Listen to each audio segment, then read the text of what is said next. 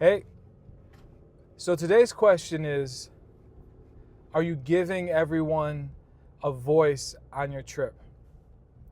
And I want to talk to this today to the parents mostly, but also to maybe aunts or uncles that might be taking um, kids on trips.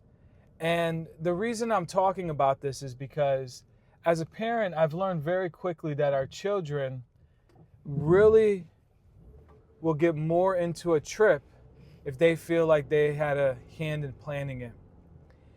And so I really feel like, when you have a plan, you can optimize your road trip because it gives you a blueprint. It's like, I know a lot of people don't use road atlases anymore, but I always like having a road atlas. And the reason I like having one is because having a map and learning how to read a map is great because it teaches you a skill that if your phone doesn't work, then you can figure out where you are with a compass, maybe, things like that. So that's getting a little off the topic today. We'll probably talk about that another time.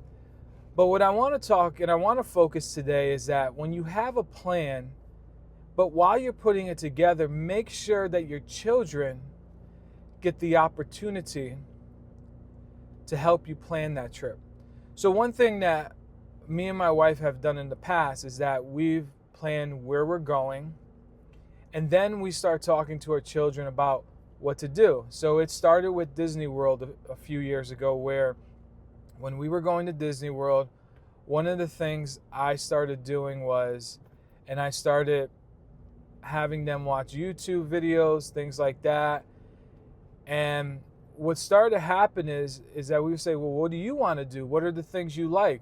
You got to see that this park has this park has that. And what started happening is that our kids really got into helping us plan this trip and figuring out what rides they wanted to go on, what shows they might want to see, things like that. And so that really helped us to formulate a plan and put something together. And it has always come to a place for us that our kids have really just gotten into giving us points of interest. And so that's always been very helpful. But what's really great about these points of interest is that it makes the kids feel like this is their trip. And so this is one of the reasons why I really believe making sure your children get the opportunity to help you plan a trip. And so, but I want to talk about a trip we took to Columbus, Ohio.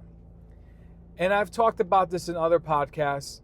And if you do get a chance, I have a little over 100 15-minute podcast on Apple Podcasts and also Spotify. And it's under My Road Trips Planner. Check them out. There's a couple tips, tricks, things like that.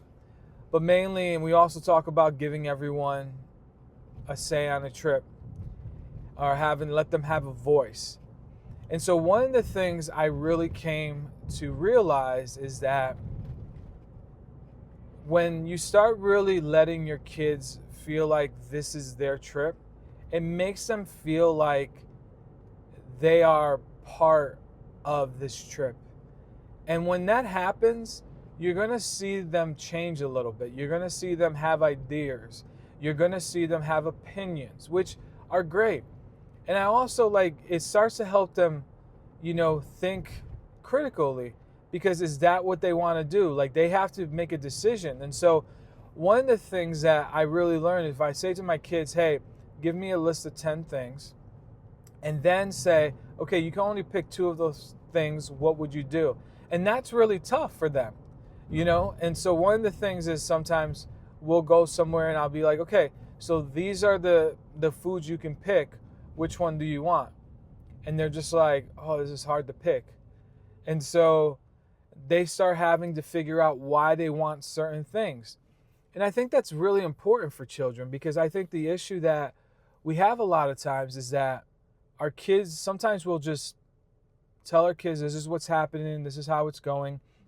And as my, you know, my 11-year-old, as he gets older, I start to give him a little more responsibility and saying, hey, it's 8:30. It's time to go read a book before you go to bed. And he gets to choose which book he wants to read. Also, he gets to decide, okay, so you have 2 hours of video game time right now. Are you going to play now, or are you going to play later? And so those are things that we talk about, and we have to come to the realization. Here comes the bump, so if it gets a little shaky, I apologize. But one of the biggest things that I've really come to learn and really like is that, they start to make decisions and they start to pick things. And you don't have to sit there and be like, please pick something, Yeah, and you give them 5 minutes. You say, okay, you're going to pick out a car. Here's 5 minutes. And so these little exercises help with our kids making decisions too. So on a road trip, letting them decide what's happening, points of interest. And so I just know that the more I give my kids the ability to have a say, really helps them come to a place to say, hey, this is what I want to do. This is where I want to go. This is the things that I want to learn about, to talk about, things like that. And so letting them have a voice, you will just start to see them change. And so as we were planning this trip, the reason why we went to Columbus, Ohio was because my oldest son, Bryce, and my wife, Kate, they started watching a show called Secrets of the Zoo. And it's on Disney Plus. If you ever get a chance, you should watch it. It's a really good show. Now, if you have very small kids, there are moments where there are some animals who pass away because if they got a disease or anything like that. So it's really the life of working in the zoo. So I'm just pointing that out there, disclaimer, if you have really, really young children that may not want to see something like that, totally understand, but I just wanted to make sure you knew that so that you don't feel like all of a sudden you're watching this show and you're like, Shane, you didn't tell us this. So I'm just giving you a warning. But the biggest thing that I really came to learn is that having the ability to let our kids have these opinions is that from this show, they were able to, my wife and my son were like, we need to go to this, to the Columbus Zoo. And what was really awesome is that there was a wildlife conservatory. I probably didn't say that right, but it's a place where animals can roam around a little bit more. There's more space for them to do things and stuff like that. So that's one of the things that I thought was really awesome. And so again, making sure they have a voice is such a big deal.